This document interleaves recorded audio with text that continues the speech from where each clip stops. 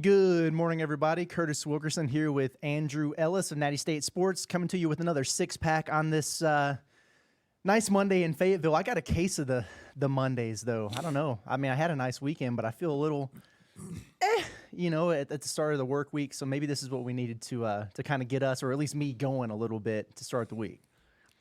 Curtis, the only way to cure a case of the Mondays is a case of alcohol, which is what we're going to drink while we do this show. This is a fact. At 10:30 on a Monday. Yes. Just kidding. We drank enough this weekend. We're good. Big drinking weekend, actually. I wasn't kidding.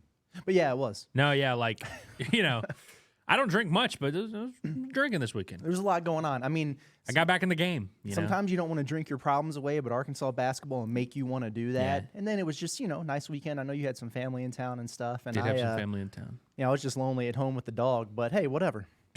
Saturday was such a good day in terms Saturday of was awesome. Spacing out my alcohol consumption because we had the stream, which of course, if Arkansas is playing basketball, you better be drunk, or you better be at least trying to get drunk. Because they look like it on the floor. So. Yeah, even if it's 11 a.m. game.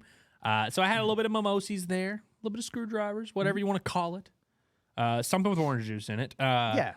But then went to the Todd Packer thing at the Comedy Club, had a couple beers there. Went to Flyway Brewing. Ever heard of it? Awesome. Best place in the world. You got to have a couple beers. beers Didn't see DBH there this time, but it's ridiculous. Had a couple more there. Just spaced it. I just paced myself. Everybody always says when they're drinking, like, oh, I'm going to pace myself. I'm going to do it.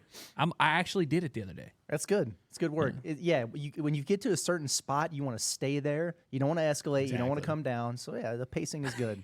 Set you a little 45-minute alarm for space your beers up. Yeah, what do they say? Drink a glass of water in between or something. I don't know. Nobody does that. Literally nobody does that. We had a meal last night, and as we were getting ready to leave, the Grammys were kind of getting rolling. Did you watch any of that when you went back home? I watched a pretty decent amount of it. So I think I did what most people do, which is I consumed the Grammys by watching like 800 clips on the internet. Yeah. I saw what I needed to see. While we were at Foghorns, Miley Cyrus was dressed very interestingly. She looked like, she had an interesting hair going on. And look, I love Miley Cyrus. I grew up on Hannah Montana. Yeah. I've supported Miley even when she shaved her head and people were saying she was crazy. It's odd behavior, but yeah. I defended Britney Spears when she shaved her head because she's from Louisiana, and so when Miley shaved her head, I had to defend that. Yeah. Very much crazy, but Miley, I'm happy to see her career gone the way it has. Yeah, good for her. I didn't know that was her first Grammy.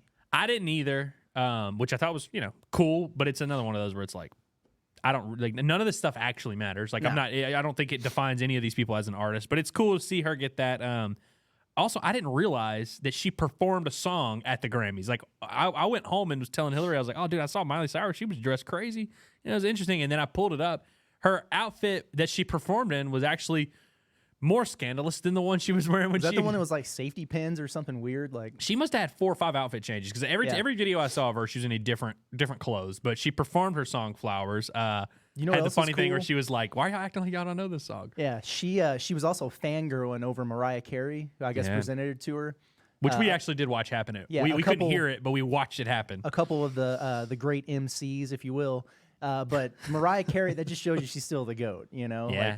Mariah looked good, man. Mariah looked good. She did. How old? She's got to be like in her 50s now, right? I mean, yeah, she looked. She's been around forever. So I mean, makes sense. But I thought Miley's Trevor hair. Noah, she kind of looked like Billy Ray last night with the hair. She did, with like the she really got on. after it with the blow dryer and some mousse or something. I loved it. What were you gonna say? Well, I was gonna say I thought Trevor Noah did a really good job. Was he hosting it? Yeah. Okay. And it was interesting because he kind of went on his tirade early, and I saw this after the fact, but it was funny because he was like, I don't know why people keep getting so upset at Taylor Swift because the NFL keeps panning the camera to her. And he was like, so I tell you what I'm going to do is every time somebody brings up Taylor Swift's name here at the Grammys, I'm just going to pan the camera to a football player. And then he immediately went to Terry Crews. So it was pretty good. It was a good moment, but he did a good job. I guess we should talk about the fact that Taylor decided to steal the show once again. Naturally. She's just walking around stealing shows. By the way, guys, for everyone that's like just a football fan and hates Taylor Swift and hates everything, if you hate Taylor Swift, just know that the Grammys was just like the AFC Championship game.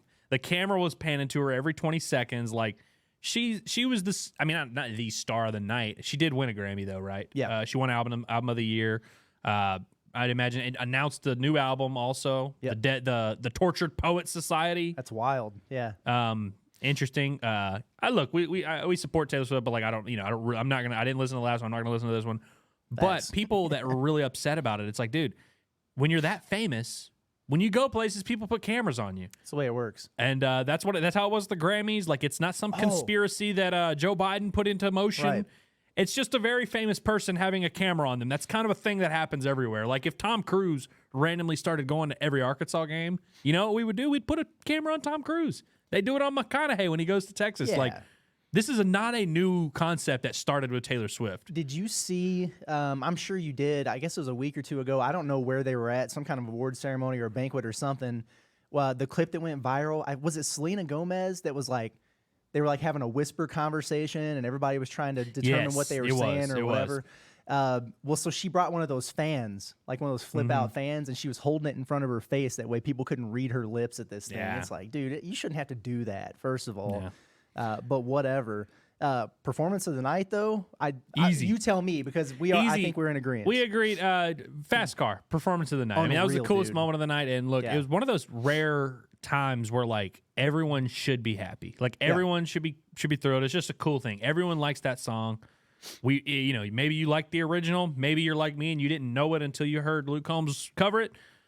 Either way, I like both of them, and I like both artists. And I was really cool to see Tracy Chapman up there, getting her shine. For those that don't know, Tracy Chapman wrote the song and performed the song "Fast Car," which Luke Combs covered this past year, and covered it well. I mean, did huge numbers. Now I believe it's the #1 song in the world after last night. I believe it, yeah. Which is pretty cool, and I don't know. It's just good to see that moment happen. Good to see an artist like Luke give credit to the original. Sure. Honor her in the right way during Black History Month. Like have her out there at the Grammys. And for Tracy Chapman, it's kind of cool because like a song she wrote like 20 years ago or whatever that is now like the biggest song in the world, and she's like getting all this love for it. Like I think it's awesome. I saw some people trying to like pretend be offended by it. Yeah, it's where they were stupid. like, "Oh, he should just let her perform it or whatever." Guys, she signed off on the song. Like she signed off on it. She's cool. Like everyone is enjoying this. She's also making a lot lot of money from this. I was gonna say she's getting royalties off that for sure. This is a win-win-win. And you could tell just by watching Luke Combs during that it meant a ton to him just to be on the stage with her. Like he was living in that moment. And it was apparently like his awesome. his first ever favorite song or something like that. So it's like a song that really like, inspired, got him to where he was at. So it's like it's one of those moments. It's just so cool to see happen. And anybody who's like watching it trying to be offended, just shut up. Yeah, like stop. it was an awesome moment. Tracy had fun. Luke had fun. Both cool people. Let's celebrate them. It's rare we get those truly wholesome moments in entertainment. The only other thing I wanted to say about this, and then we can move on. I don't know if you saw it or not, but it was during like the pre-show ceremonies of the awards. Killer Mike, he won 3 Grammys. You know who Killer Mike is? Rapper. I do. Whatever. Yes. Won 3 Grammys, but then he got cuffed, arrested, and escorted out of the building for like a physical altercation that took place elsewhere or whatever. But the dude literally won 3 damn Grammys and then got perp walked That's messed up. Right out of the building. You should be able to trade one in. know. Like, all right, I take one, but let me go on about my night. That's crazy, man. Could you imagine it? That's almost like I mean, it's the Grammys. Like that's the equivalent of like going to the Super Bowl and winning the damn MVP and then getting cuffed on stage there and taken out. Like that's a tough one. That's nuts, man. I want to say one more thing about the Grammys. Yeah. So Miley apparently won Country Song of the Year, Country Album of the Year, something. Which obviously Miley's not a huge country star, but I saw a bunch of people pissed about that too. They're like, "Oh man, whatever." If you are just now finding out how the world works, yes, the more popular person got the award over the more deserving person. Yeah. That's how the world works. Yeah, it's voted on by people. I don't know who the other nominees were. I really don't. I'm not a country music guy. I bet there's a lot of people that don't listen to country music who do know who Miley is. Like, is it messed up? Sure. Did the more famous person get something they didn't deserve? Yes, that's what the Grammys is. That's what this is. So, Exactly. welcome to the show. Yes. One beer down. On to number 2. Dude. This is a good topic right here. Michael Buble was on a different level at the NHL All-Star Game, which, first of all, I do want to say that the NHL All-Star Game is the most underrated of all the All-Star weekends. It is. It's really cool. Like the game itself, it's whatever. I mean, it's just like any of the other ones. But you know, like the NBA has a skills competition. The Pro Bowl is a joke. But the NHL has a skills competition too, and that's great. Like those dudes are firing off like 130-mile-per-hour slap shots. You know, like they're putting the targets up and knocking out the targets from different like. I don't know if you've ever played hockey before or like messed around, but really no. It's not easy, and it's damn sure not easy to do on skates. So that stuff's really impressive, and I enjoy watching it. But they had, like the NBA, they would have the captains who would draft the teams or whatever for the All-Star games. They were doing like a celebrity version of that for this NHL All-Star game, and it was Michael Buble, Justin Bieber, somebody else was involved. I can't remember who it was. But Buble was on another level, dude, and he was basically. And this is post fight or post match or post game, right? Sure, yeah. He's at a podium. It's like a press conference podium after the fact or whatever, and he's like, listen, my buddy told me that this is like the lowest microdose of shrooms that you could do, but and he said he goes. But, you know, up until just a couple minutes ago, I thought I was in Blades of Glory, man. Like, he was on a different level. It was so funny, dude. So for anyone who doesn't know who Michael Bublé is, you probably don't know what Christmas is because Michael Bublé is the voice, him and Mariah Carey, the voices of Christmas. Yes. He's Mariah Carey for white boys. That's what he is. Yes. But he's just a singer who has a deep voice, and he's had a pretty good career, but he's one of the most normal celebrities ever. Like, I know that he like doesn't live in luxury, but he has a house that like is the only expensive purchase he has. He has this big house that him and his boys just go to like once every other week. That's where they spend weekends, and they just like do whatever. And like, he has a lot of money. Him and his wife, they just chill. They have a normal house, and they just live. They apparently make appearances at the NHL All-Star Game and do shrooms. But seeing this was funny because it just reminded me of hearing that interview of him talking about how he doesn't do anything normal. He's like he's the most boring celebrity ever, and so doing shrooms and ending up embarrassing yourself, like that's the most normal thing a person could do. Yeah, you know, like that's an everyday man type of thing. And so Michael Bublé, we commend you, and we can't wait to listen to you in December. Yeah, shout out to you. And the only thing I was disappointed in is that he walked it back like the next day. Oh, yeah. Because people were starting to heat him up a little bit. Yeah. Even somebody on the stage was like, oh, dude, you know you just lost millions of your teenage girl fans by anybody who's becoming not addicted gonna... to shrooms or whatever. And then so after the fact, he's responding to somebody on IG and was like, oh, it was a joke. I don't know Michael Bublé personally, but if you watch that video, he must be a hell of an actor if that was fake, because he was also, on if one. there is anyone listening to this or anyone in the world who is going to stop listening to Michael Bublé because he did shrooms at the NHL All-Star Game, stop listening to all your favorite just artists. stop consuming content, period. Like, don't. The internet and the world is just not for you. You do not understand what the real world is. You're a weird guy. You know, you should not be taking that stance. That's a weird stance. For sure. Especially because that's very minor on the list of crazy things artists have done. Yes. Yes. 2 beers down, and we're going to go into the third one here, and this is probably my favorite thing that happened all weekend. Did you see the interaction between Janai Broome, Auburn basketball player, and Morgan Freeman, noted Ole Miss stan? I thought it was interesting, but also, like, I love that Morgan Freeman is familiar with Johnny Broome's like game. Yeah. Which like that's, you know, Johnny Broome's a good player for Auburn. Like we all know who he is, but it's like if you're not watching college basketball and you're not tuned into SEC ball, you know, you don't know who Johnny Broome is. Right. You know what I mean? I'm sure there's a ton of Hog fans who don't know who he is. So the fact that Morgan Freeman is an Ole Miss basketball fan, but he knew Johnny Broome was like, I gotta pay my respects to this stretch four or this four who's averaging 13 and 7 or whatever it is. Yeah. Like he was like, I gotta say what's up to him. Like I love that, and I love that Johnny Broome just is locked in, and he thinks it's just a fan touching him on the back, and he smacks his hand away. Yeah, could not have regretted it sooner. As soon as he hit his hand, he looked at saw who was like, oh.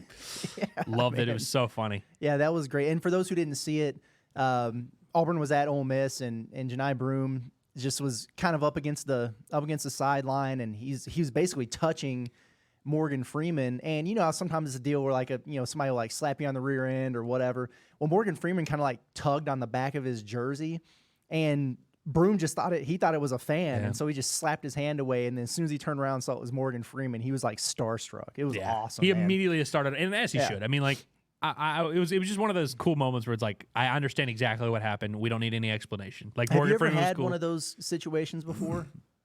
where you've like kind of brushed. I've had it before where like someone's trying to get my attention and I'm like in that mode where I'm like, I really don't want to talk because I hate talking to strangers. You know, like I really do. I you know, if someone like says something like, oh, I like your work or whatever, I don't mind that. But like just running into strangers is like, that's a big fear. Like I just do not want to interact with them if I can avoid it. So like anytime I can tell someone's like trying to like stop me or whatever, I'm always kind of weird. So I've had some moments where I'm like on edge and don't want to talk to anyone. And then I like see someone and I'm like, oh, I'm like about to big league them and not talk to them. But every now and then I've not slapped Morgan Freeman's hand though. I've got a good one for you here. So my first year working at Lindenwood Belleville, I was coaching basketball there and doing some other things. And we had graduation. So all employees work the graduation. Like you have different things you have to do. And so me and one of my other coworkers, we were basically on like parking duty because it was weird. Like where the graduation was versus where the parking was, it was kind of wild or whatever. Different people go to different lots. So we just kind of had to sit there, you know, with the walkie-talkies or whatever and just kind of direct traffic. And the ceremony had already started. Graduation did. And so they said, hey, like, stick around for, like, maybe 10 more minutes or whatever if there's any stragglers. You know, you got to let them know that they're going to have to park, you know, several blocks away, but that we can call the shuttle down there to pick them up and bring them back for graduation. So it's like, all right. So car comes rolling up, nice vehicle, SUV. Window rolls down, and it's this guy, and he's like, hey, how you doing? Just looking, you know, for where I should park for graduation. And I said, well, you're going to have to go down a couple blocks down by the hotel. You can park in that lot, and we can call a shuttle over and bring it over to you. And he's like, well, I was really hoping to be a lot closer than that. Do you by chance have, you know, like a VIP parking section or anything like that? And I was like, well, obviously, like those things are reserved, you know, whatever. You can't get it right now. Yeah, it's just, you know, like the ceremony's already started. So like, sorry, you'll have to go on down. And he just said, okay, you know, sounds good. I appreciate you. Have a nice day. Drove off. And my buddy's looking at me, and he's like, dude, what the hell are you doing? I was like, what do you mean? He was like, do you realize who you're just talking to? And I was like, well, somebody who's late for graduation. He said, dude, it was Lou Brock. That's baseball Hall of Famer Lou Brock, whose wife was on the board of directors at Lindenwood. So she was there for the graduation, and he let her out of the car first, and she like ran in. And he was trying to find somewhere to park.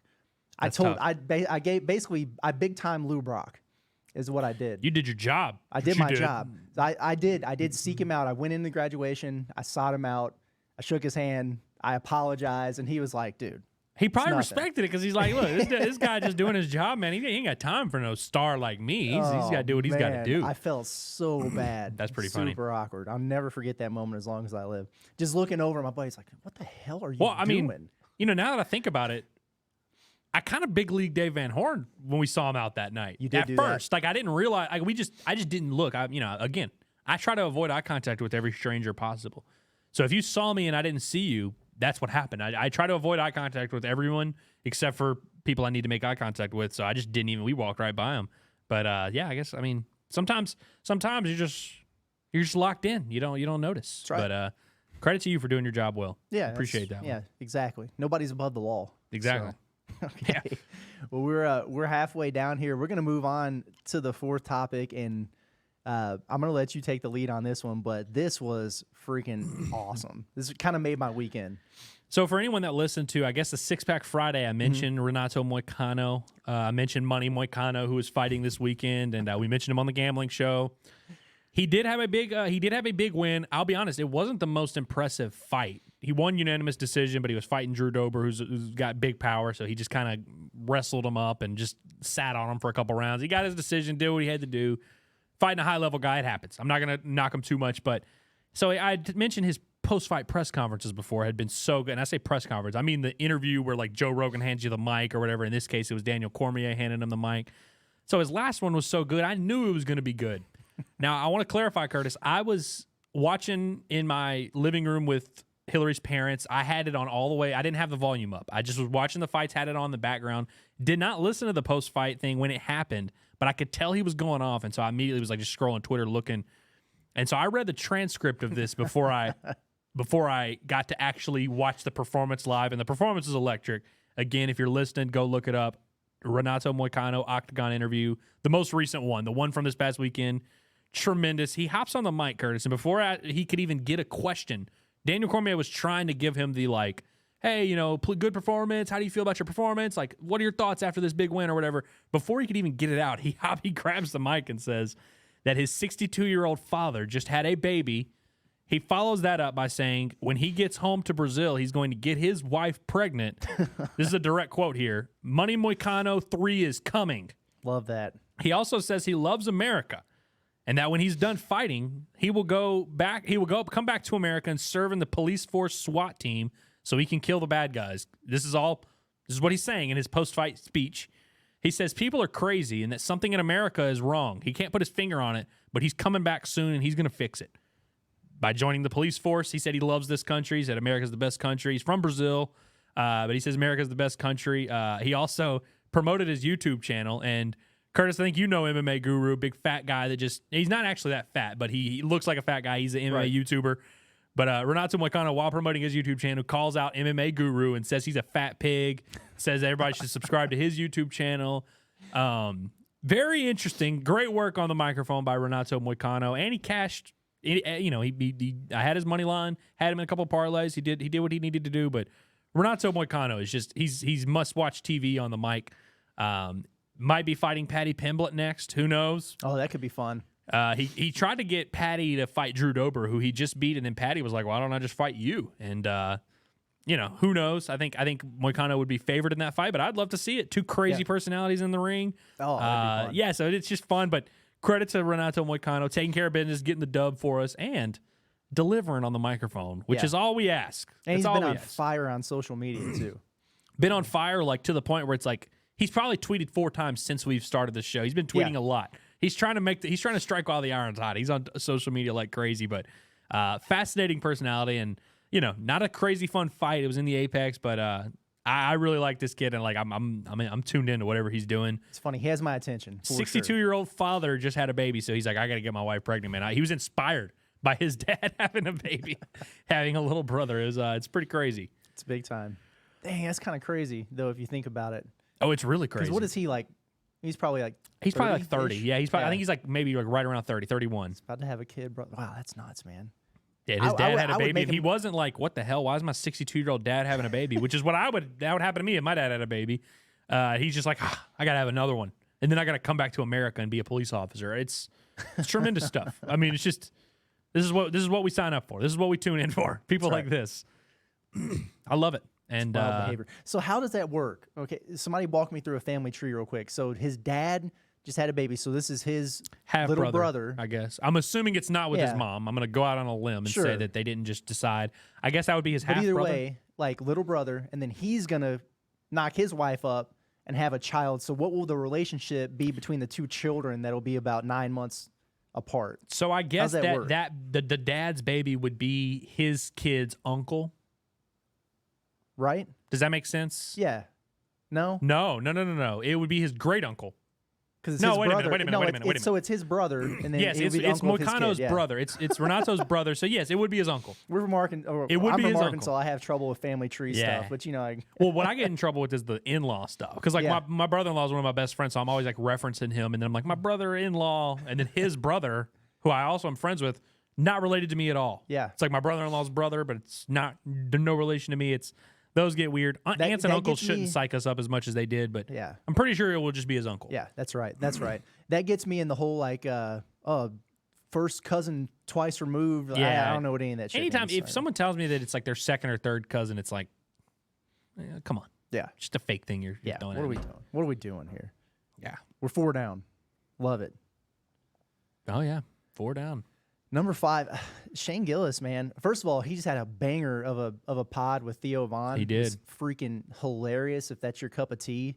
But hosting Saturday Night Live sometime in February, I think the 24th. Yeah. And that's an interesting development, isn't Doing it? it with 21 Savage also, which is key. It's a hell of a combo. Love 21 Savage. Love Shane Gillis too. Shout out to Danny West. Huge. He's one of the first Shane Gillis fans I've ever known. Like 3-4 years ago, he was like, dude, you got to get on this Shane Gillis guy. Good call. And I would say he's one of the biggest comedians in the world right now, easily. I mean, he's hosting SNL, which I feel like is kind of that's SNL telling you are one of the biggest comedians in the world. And Curtis, the reason this is so notable He was fired by SNL before he had ever even done anything, I'm pretty sure. Yeah. Like, I think it was like 5 hours or something like that he was announced as like, oh, new part of SNL's cast, and then got fired before like it even really was a thing.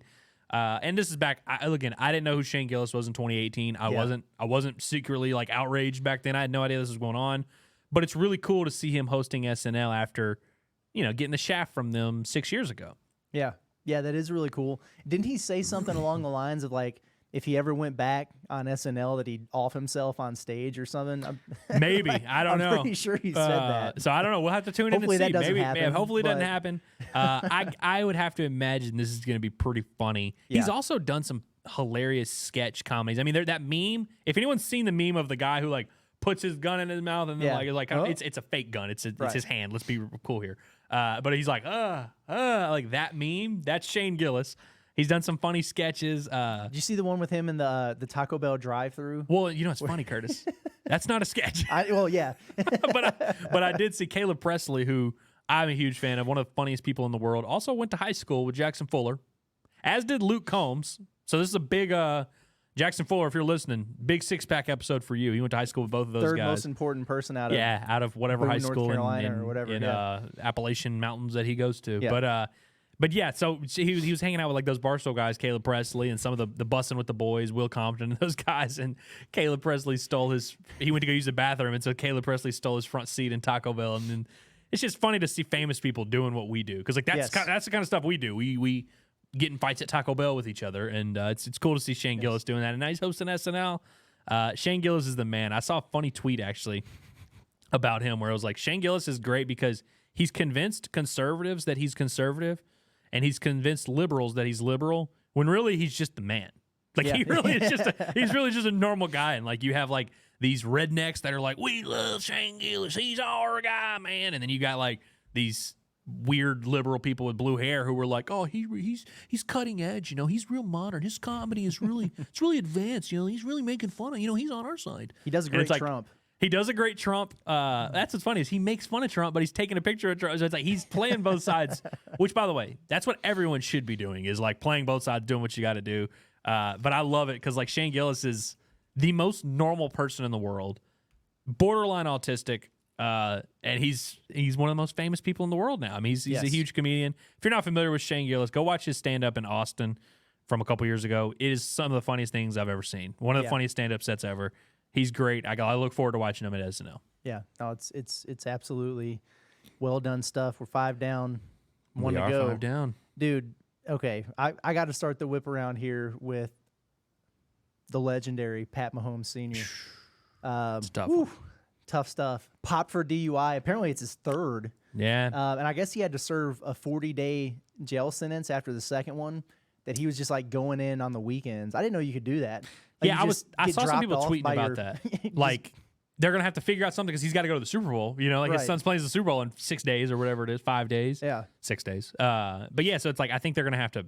I assume the Mahomes family has the $10,000 bail. I would assume they have. They're that. okay there. Yeah. So they're gonna be able to get him at the Super Bowl. But yeah, I mean, I saw that he might. It's like 2 to 10 years in prison or something like that. Is what he's third time. That's looking tough, at. Man. And look, we're really not making light of the situation. We've talked about Pat Mahomes on this show before. It's a shame because he's a vibe. He's a vibe. I love Pat Mahomes Sr. I love any video of him I watch. Right. We smoking at Joe Burrow. Like I love it. And I think he's like he's one of those dudes, like normal people, famous people who are normal. I love. Mm-hmm. Sadly, getting a DUI. I think the term here is DWI, which I know there's a difference between DUI and DWI. Yeah. I don't really know the difference, but I think that the DWI is what he got. Which apparently is different. Driving under the influence versus driving while intoxicated. I think they're two different things. Yeah. But I don't. Apparently, DWI is worse. Sure. I'm going to go with that. I don't really know the difference. Never had one. Someone in the comments correct us. I've never had either one yet. But I don't know. But anyways, I mean, 3 is a lot. But I didn't know 2 to 10 years in prison seems like a lot. Yeah, it's tough, man. Like if my uncle's gotten 4 or 5 of those, and I don't think he's ever gone. He might have gone to prison. Who knows? He's definitely going to get his license suspended if he hasn't already. Yeah, I mean, like there. Yeah, but I think seriously though, I mean, we hope he gets the help he needs. It sucks also, and I don't know. I hate to make everything about sports here, but it's like this is a fascinating layer to the Super Bowl where you've got Patrick Mahomes playing in this big game, and his brother sucks, his wife sucks, and his dad's now like, going through this situation, like, which I'm sure is just, again, they have the money, they're gonna get through it, and famous people always avoid jail time when they can. But it's like, it still sucks to have to deal with that for Pat Jr.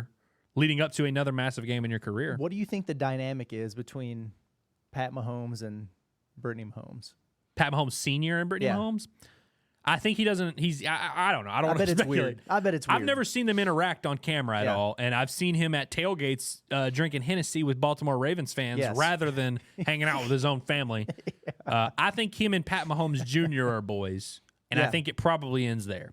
Yeah, that makes sense. And by the way, I love how supportive he is of. I mean, obviously he's his son, who's the best quarterback ever, maybe. So not hard to be supportive. But I love seeing a present father there and like supporting his guy. And he's a former MLB player. You don't see him carry himself like that. He doesn't carry himself like a star. He's just so proud of his boy. And it sucks that he's going through. I say going through this. He's the one doing it. But it's like, you want to see him get the help he needs, and just a tough situation all around. But are you familiar with the Liver King? Oh, I'm very familiar with the Liver King. What up, Primals? Yeah, just eats a bunch of raw meat and is on roids and what a segue this has become. Well, the reason I ask is because I'm curious. Have you seen this guy recently who is taking a page out of the Liver King book, was just a normal dude like me or you, and he's eating raw chicken every day. And so what he's doing is like recreating all these recipes, like, oh, I'm going to have a chicken parm, but he's just sprinkling bread crumbs and marinara on it, and he's just eating raw chicken every day. And he's basically going about it with the mindset of, I'm going to do this until I get sick. I'm going to do it until I get a stomach ache, or I'm going to do it until I have some issues or whatever.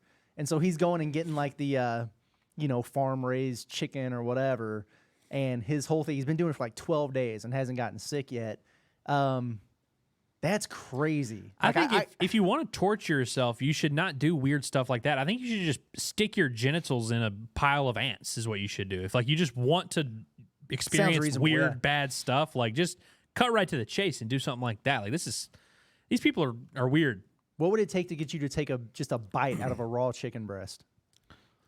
I don't know. I mean, there's always a price, but it's like I'm not going to do it just for the hell of it, like these people. That's for sure. There's always a price. But I don't think I could do that. I don't think I could do like hamburger meat. I could probably. It's so gross when you really think about it. I know. I could probably take a bite out of a raw steak because I'll eat it.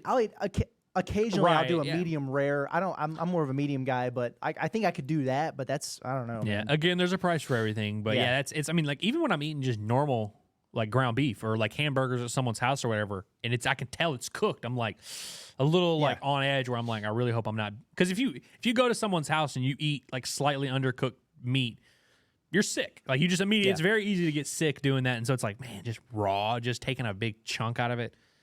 I will be following this story to see how he does, but it's I'm worried about updates on his whereabouts. Greatly appreciated. By the way, Curtis, before I know we moved on real quick there. I kind of forgot to mention.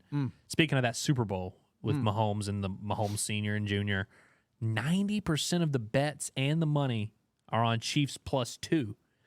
93% of the money line bets and 94% of the money line money is on the Chiefs. Wow. Overwhelming. Now that was as of last night. I can't remember who tweeted that. Someone smarter than me who's plugged in. I'm sure that'll change a lot throughout the week, but so far, massive, crazy amount of public money coming in on the Chiefs, which kind of most expect, because everyone you talk to just assumes the Chiefs are going to win. I've already, that's all it took. I'm already in on the 49ers, man. I think the 49ers are going to win the Super Bowl, sadly. It's tough, but it is what it is. These kinds of things, the house wins, boys. When you see stuff like that happen and you see the lines not budging, that tells you Vegas is kind of sitting there like, oh, boy. Everybody's betting on the Chiefs, huh? Everybody's betting on the Chiefs. Okay, exactly. Okay. We'll let when the line starts moving and you see Vegas trying to get the money to go on the other side, that's when there's, it's kind of up in the air. When there's 93% of the bets on one side and the Chiefs are still underdogs, it's fishy to me. It's very fishy to me, and for those that know, sports are extremely rigged, so we'll find out here soon. But I wanted to touch on that just because I thought that was kind of crazy. Over 90%. Speaking of bets, if you're not tuning into our gambling show, Weekly Wagers, on Fridays, you're going to want to do that this week because we got a ton of Super Bowl stuff to get into. All Also, kinds of stuff. we It'll be had a good. pretty good day. I'll have to go back and listen to the show. We did well. I made a lot of money this weekend, but not a lot of the picks I gave out on the show were not the reasons. Like a couple live bets last night, but yeah, I mean, like I think all my UFC picks hit that I gave out on the show. Natalia Silva, shout out to her. The only one that I really got crushed on was Believe in Arkansas basketball. Yeah, Believe in Arkansas, which like I don't think. I mean, we don't even have to talk about Arkansas. That's fine. But hey, the women are doing their part. The women are doing their part. So they moved to 17-7 last night. Hell of a comeback. Narrow victory over Auburn. Yeah, they were down early. Like there was a point where it was like, they were getting smacked. Yeah, they were getting smacked early, and then just kind of inched their way back.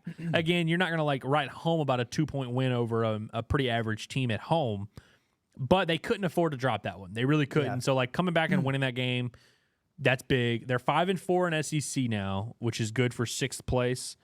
They've got a couple road games coming up. The first of which is being at Florida. Okay. Who I believe is like 11-9, like not a great team. So it's like, I don't know what their net and all that is, but probably like a winnable road game, I would assume. I went and saw them play Florida last year at home, and they beat the hell out of them. So based on the limited sample size I have, Arkansas is better than Florida. They should beat them. Feels so good. We'll see how Arkansas does in the swamp. Then they have to go to Tennessee, which they are going to lose. Tennessee's nasty every year. Pat Summitt, shout out to the GOAT. Yeah. But yeah, so I think this road game, I believe it's Thursday night against Florida. Kind of have to win that one just because you need to tread water. And when you're in this spot that Arkansas is in where they're kind of in the tournament, I would assume, got to tread water a little bit. Got to win this Florida game. Big win. But shout out to the Lady Backs doing their part. Yeah. Unfortunately, it appears that Livy Dunn is the kryptonite for Arkansas Razorback gymnastics. It's tough. I didn't even watch Livy's routine, but I heard it was very good. I actually heard she did well. I heard don't know she if did that's well. true or not. But I mean, I think I saw like Barstool tweet it, so it might be BS. But we'll trust our sources there. But I did watch that commercial 37 times the other day because they kept showing it. Yes, that's right. But yeah, the gymnastics team, I love them. We've promoted on the show a lot, and we still love them. They're going to be awesome. yeah. They're going to have a lot of stuff. They shit the bed this weekend a little bit. A little bit. there. Just a little bit. Now, there were some judging discrepancies. People were upset about it. And LSU, by the way, had in gymnastics, winning and losing really doesn't matter. Like, that was Arkansas's first loss of the year, but LSU set like a program record. They are like 198, whatever. Like, Arkansas was never going to get that score. Like, there was no chance they were going to win this meet. Yeah. But they also ruined their streak. It was their lowest score of the year by far. They had over 197 in all their meets, and they dropped to 196.2. Just going on the road's tough in gymnastics, but they had set a program record at Alabama a couple weeks ago. So I was kind of like prepared for them to go in and conquer. I know. Now they've also got a road meet or a road thing going to Florida this weekend, and Florida's always nasty in gymnastics, and Arkansas always sucks at Florida, like historically. In everything. Right, in everything, but in the 2 gymnastics meets I've watched them do at Florida, they've been bad. So another tough one, but hey, girls, we believe in you. Let's become road warriors this week. Yeah, bounce back. Let's bounce back, but minor setback. But yeah, it was a minor setback this weekend. We tip our hat to Livy Dunn. Congrats, young lady. Yeah, well done. Anything else? Not a ton to talk about. Lisa Ann got arrested. Who? I'm gonna leave it at that. Lisa Ann got arrested. Okay. Tried to go to a comedy show. Oh. Apparently, they said she had her phone out. She wasn't supposed to have her phone out. I don't know how you got arrested for that. Damn. But we stand with Lisa Ann here on this program. Stan or stand? We stand. Oh, okay. We don't stand Lisa Ann. Okay. At least not anymore. Once I got out of junior high, I stopped being a Lisa Ann stan. But we stand with her today. She was unjustly arrested. I'm gonna go. I don't know. I didn't look into the story. I just saw the video of her getting arrested. I assume it's bullshit. We got your back. I did want to touch on UFC a little bit. Meatball Molly got back in the win column. Saw Patty's by girl. the way, Meatball Molly does not look the way that I expected Meatball Molly to look. Well, okay. She the reason that you say that, and I thought the same thing when I saw her. She dropped a weight class. She used to fight at 125. Okay.